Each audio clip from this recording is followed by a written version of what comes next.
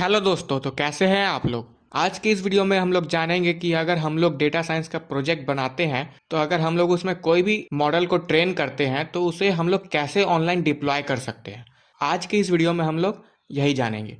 तो अगर हम लोग कोई भी मॉडल को ट्रेन करके डिप्लॉय करना चाहते हैं तो उसके लिए हम लोग यूज करेंगे स्ट्रीमलीट का, जिसमें हम लोग जो भी मॉडल हम लोग ट्रेन किए उसे डिप्लॉय कर सकते हैं। ये इस तरह का दिखता है। ये एक यूजर फ्रेंडली इंटरफेस है। जो भी मॉडल हम लोग ट्रेन किए हैं वो डेटा सेट को अपलोड करके हमें उसका इंसाइट्स मिल सकता है। ये डेटा सेट मैंने जैसे अपलोड किया तो हमें उसका सारा इंसाइट्स मिल गया। तो इसी तरह आप लोग भी बना सकते हो। तो इसके लिए क्या करना होगा, उसके सबसे पहले मैंने एक फोल्डर बना रखा है। ये जो डेटा सेट है ये मैंने यूनिवर्सिटी का डेटा सेट लिया था, इसलिए मैंने फोल्डर का नाम कैंपस सेल्स करके रख दिया। तो उसके लिए पहले मैंने एक फोल्डर बना लिया कैंपस सेल्स करके, और इसको शो मोर ऑप्शंस में जाके ओपन विथ कोड कर देना है। ये VS कोड ओपन होगा।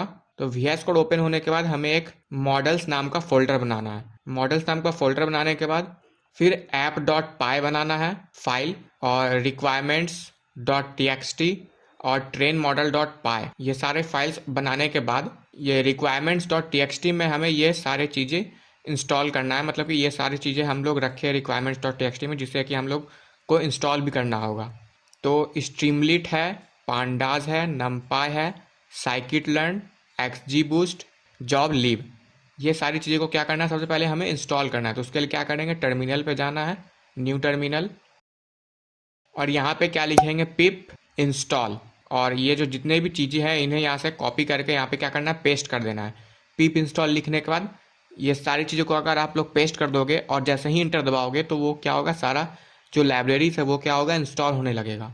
इंस्टॉल हो जाने के बाद क्या करना है, ट्रेन मॉडल डॉट पाई पे जाना है, और ये जितने भी कोड है ये मैंने यहाँ पे पहले से लिख रखा है। तो आप लोग ये इसे यहाँ से देख के लिख सकते हो, या फिर मैं आपको डिस्क्रिप्शन बॉक्स में दे दूंगा, वो आप लोग वहाँ से डाउनलोड करके देख सकते हो। तो मैंने क्या क्या इंपोर्ट करा, इंपोर्ट पांडाज एस PD। अगर ये सब आप लोग अगर डायरेक्ट इंपोर्ट कर लोगे बिना इंस्टॉल किए तो क्या होगा, एरर आएगा। तो सबसे पहले क्या करना है, ये सारी चीज़ों को इंस्टॉल करना है जैसे पहले मैंने बताया। इसलिए मैंने उसे रिक्वायरमेंट्स और txt में रखा है, जो जो आपको इंस्टॉल करना है। तो चलिए, इंस्टॉल हो जाने के बाद क्या करना है, सबको इंपोर्ट करना है जितने भी लाइब्रेरीज इंस्टॉल करा। Import pandas as PD, import numpy as NP from sklearn dot model selection, import train test split, और फिर मॉडल को इंपोर्ट करा, random forest regressor, random forest classifier, फिर XGBoost। और जॉब लीव क्या करता है, जो भी मॉडल को हम लोग ट्रेन करते हैं वो क्या करता है, सेव कर देता है। इसलिए मैंने यहाँ पे मॉडल्स नाम का फोल्डर बनवाया था। जो भी अगर मॉडल जब ट्रेंड हो जाएगा वो सेव होगा इस मॉडल्स नाम के फोल्डर में। इसीलिए यहाँ पे ये क्या OS डॉट मेक डायरेक्टरी, अगर ये मॉडल्स नाम का फोल्डर एग्जिस्ट है, अगर कर रहा होगा तो ये क्या होगा, इसमें सेव हो जाएगा, वरना सेव नहीं होगा। तो यहाँ पे मैंने जो भी मेरा डेटा सेट था उसे यहाँ पे कॉल करा, df is to P dot CSV करके, फिर उसमें फीचर इंजीनियरिंग अप्लाई करा। उसके बाद फिर सारे मॉडल्स अप्लाई करे। मॉडल 1 में XG रिग्रेसर है, मॉडल 2 में प्रॉफिट कितना हुआ वो प्रिडिक्ट करा रैंडम फॉरेस्ट लगा के, फिर स्टॉक अगर आउट ऑफ स्टॉक हो सकता है या फिर नहीं उसका प्रिडिक्शन करा रैंडम फॉरेस्ट क्लासीफायर के थ्रू।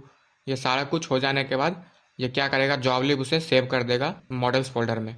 और फिर ऐप डॉट पाई क्या है, वो स्ट्रीमलेट एप्लीकेशन में डिप्लॉय करने का कोड है। ये सारे मॉडल्स ट्रेंड हो जाने के बाद उसे क्या करना है, स्ट्रीमलीट में जब हम लोग डिप्लॉय करेंगे तो ये ऐप डॉट पाई के थ्रू ही वो वहाँ पे डिप्लॉय होगा। इसीलिए यहाँ पे मैंने स्ट्रीमलीट का कोड लिख रखा है। ये जो मॉडल्स जो मैंने यहाँ पे सेव हुआ था वो यहाँ पे कॉल होगा, जो भी मॉडल्स लोड करा था .pkl के नाम से सेव हुआ है। जो भी जितना भी सेल्स हुआ, जितना भी प्रॉफिट हुआ, जितना भी स्टॉक में है या सामान नहीं है, ये कॉल कर लेगा इसको। और जो भी हम लोग अपलोड करेंगे तो वो अपलोडेड फाइल, वो जो आपको दिखाया था शुरू में, वो वहाँ पे ऐसा दिखेगा वहाँ पे। तो जब अपलोड करेंगे तो वो उसे रीड करके सारा कुछ हमें करके दे देगा। ये इसका कोड है, स्ट्रीमलेट का कोड। मैं आपको सारा कुछ डिस्क्रिप्शन बॉक्स में दे दूंगा, तो आप लोग वहाँ से कॉपी पेस्ट करके यूज कर सकते हो। और फिर अपने हिसाब से अगर आप लोग बनाना चाहते हो तो ये डेटा सेट भी आप लोग अपने हिसाब से उसमें रो, डेट, कॉलम ये सब दे सकते हो, जो मैंने इसमें दे रखा है। वो आप लोग चेंज करके उसके हिसाब से आपको मॉडल ट्रेन करना होगा, जो भी आप लोग डेटा सेट में रखोगे। तो चलिए, ये सारा कुछ हो जाने के बाद अब इसको हम लोग को कैसे डिप्लॉय करना है वो जान लेते हैं। तो उसके लिए क्या करना है, क्रोम पे जाना है, यहाँ पे स्ट्रीमलीट सर्च करना है। अगर आप लोग का स्ट्रीमलीट पे अकाउंट नहीं होगा तो सबसे पहले तो अकाउंट बनाना पड़ेगा। यहाँ पे आने के बाद फ्री पे जाना है। फ्री पे जाने के बाद यहाँ पे क्रिएट ऐप पर क्लिक करना है। जब आप लोग अकाउंट बनाओगे ना तो वहाँ पे गिटहब का आपसे एक्सेस मांगेगा।